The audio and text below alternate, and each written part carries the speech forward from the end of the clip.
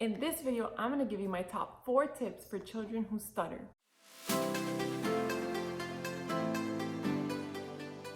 Hi, welcome to my channel. My name is Brenda and I'm a speech language pathologist.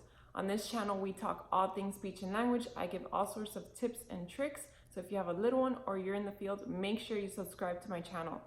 In this video, we're going to talk about stuttering, specifically in toddlers from the ages of 2 to 6 years old.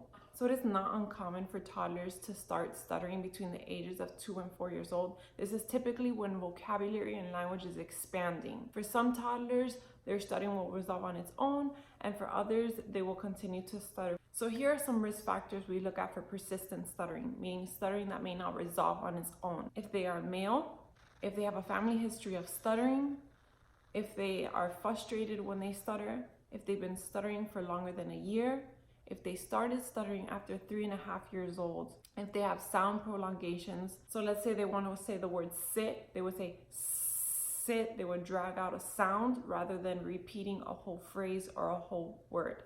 And they have secondary behaviors, meaning they twitch when they stutter or they excessively blink. So my first tip is slow down your speech. Whenever you're talking to your child, talk at a slower rate. So avoid talking really fast like this, and instead slow down, talk at a slower rate, and add pauses in your speech. Without mentioning anything, your toddler will pick up on this, and this will increase their chances of them speaking at a slower rate and modeling the same behavior. Tip number 2 is make talking stress-free. For a child who stutters, talking fluently is very difficult. So if you add pressure to that, it's only going to make it worse. Avoid telling your child constantly to slow down, slow down, slow down, or constantly asking them to repeat themselves, but in a fluent manner. This is going to make the child self-conscious and just not want to talk. Instead, just model good speech habits like talking slower, how I mentioned before, and make them feel that they are a great communicator. This is going to make them feel confident and motivate them to continue speaking.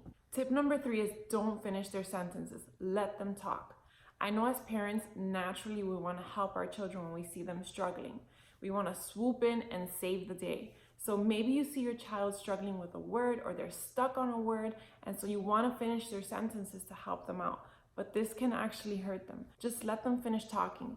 Being constantly interrupted is frustrating and it sends them the wrong message. It tells them that they are not a good communicator and they need help communicating. So tip number 4 is give positive feedback. So whenever your child speaks fluently, praise them. You could say something like, wow, your speech was so smooth. There was no bumps.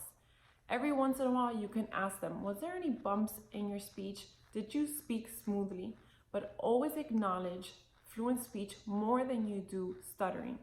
This is always going to give them confidence and motivation to continue talking. So you might be wondering at what point you need to seek help for your toddler who stutters.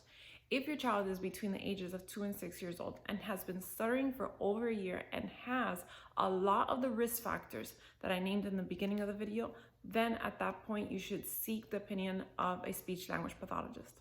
Well, I hope you found my tips for stuttering useful. If you did, give this video a big thumbs up. It helps me out. Don't forget to subscribe to my channel. And if you're on Instagram, I'll put my hands on the screen. Go follow me. I give a lot more tips and tricks on there. And I'll see you all next week.